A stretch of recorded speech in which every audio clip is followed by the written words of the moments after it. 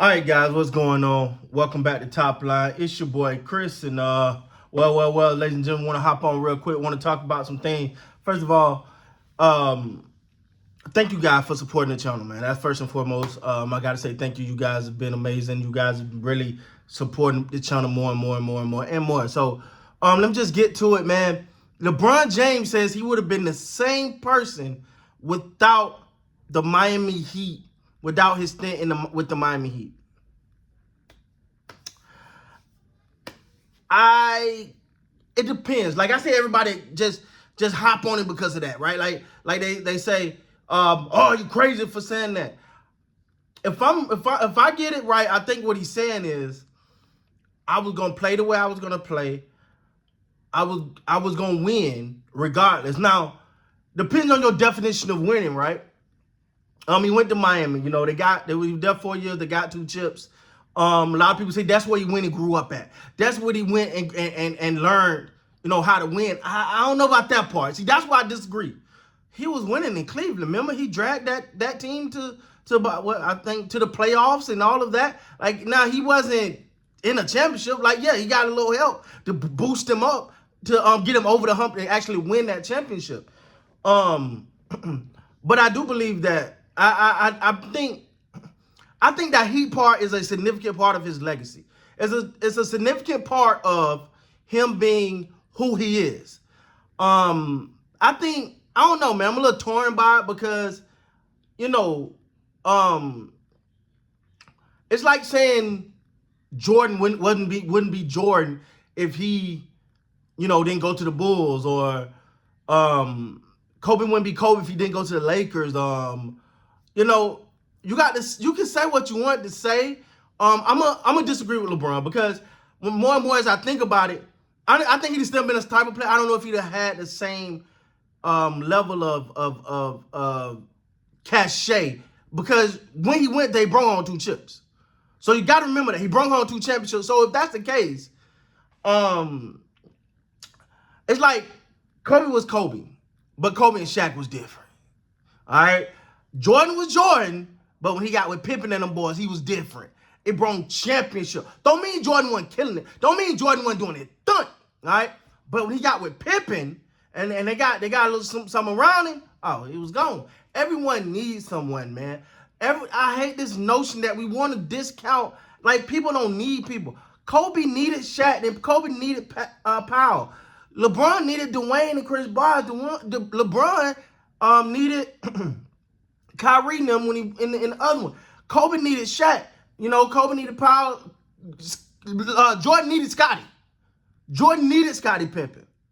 If it was none less, if it was none more, it was to take some of the defensive pressure off of him. Because Scottie would take the other team's best man on a nightly basis. Jordan would step over there sometime too. Not saying he would. But for the most part, Scottie was regarded as the best defensive player on that team. So it took some pressure off him. So everyone needs someone.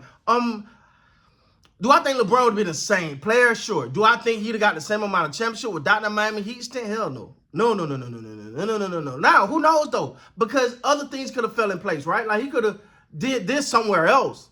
He could have got with some guys, I don't know, in let's say Boston or Atlanta, I don't know. And put a formidable group together, then they could have won like that. But I don't understand how, like, all of a sudden, like, people are like, yo, LeBron is not appreciative of what Miami. No, that's not it. That's not it.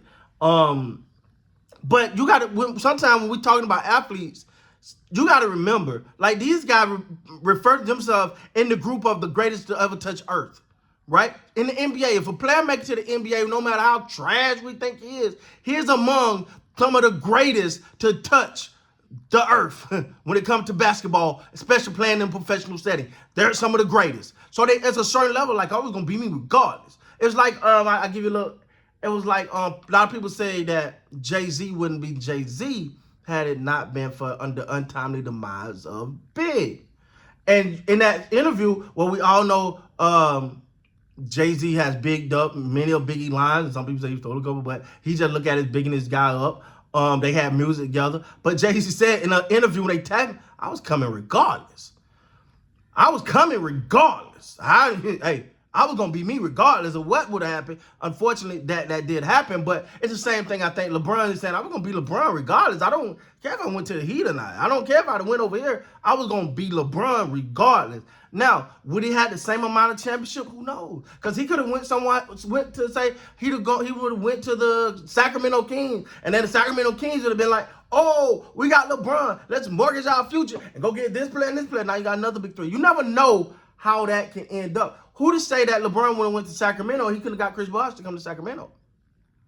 See, I think people are mistaking what LeBron's saying far as the team versus the people. Would he been the same? Because if he could have took that same personnel anywhere, then the Heat name itself ain't as important.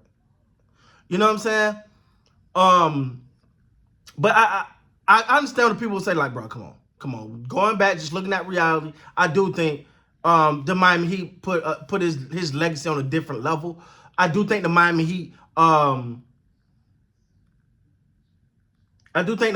stint kind of, I think it taught him something different, right? Because he was always, the good guy, came in, boo, boo, boo. He went to Miami, he was hated, and he couldn't understand it. So he had to learn how to be the villain and embrace being the villain and say, all right, cool, I'm the villain. Now take this. And it built something different in him. So, yeah, that Miami stint is significant. Now, I will say I think that Cavs championship is the biggest. That Cavs championship, coming back against Golden State, down 3-1, coming back, winning that championship, I think that stamped him. That was the one right there that you got to put above all the rest of them because of the way he did it. What people say the greatest team ever assembled, he did it.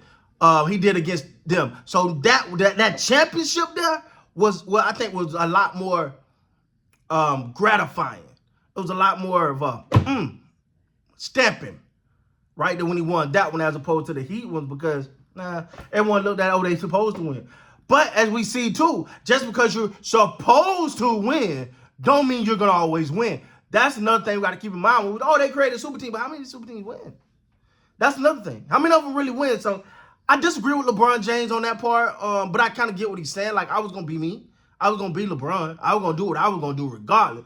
But given the way things played out, yes, that Miami stint is significant to who LeBron James is. And I think for the people that put him in the GOAT conversation, that Miami stint weighs heavy. But for a lot of people, that second Cavalier stint means more to them than that stint with Miami just because of how he did it, who he did it with, and against who he did it. So anyway, man, that's my thought on that. I know I'm a little late on this one, but I had to jump on here and I had to jump on here and get my two cents. So with that being said, guys, please like, comment, subscribe to the channel. Till next time, you guys be great, man.